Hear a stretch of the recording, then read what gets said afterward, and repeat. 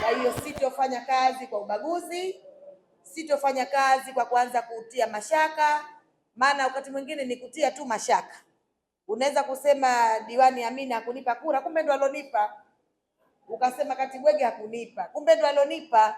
Kwa hiyo mimi sitaki kuishi kwa mashaka, nataka kuishi kwa amani, kwa upendo. Asanteni sana kwa kuniheshimisha. Najua tuna changamoto nyingi wanawake, na waliopita kabla yangu katika nafasi ya wakilishi walijitahidi kwa kadri ya uwezo wao kuzitatua, na mimi nataka nikuahidini nitafuata nyayo zao kwa kuhakikisha kwamba lengo kubwa nililowekwa hapa la kuwa mwakilishi ni kutatua changamoto za wanawake wa mkoa mjini, ikiwemo jimbo letu hili.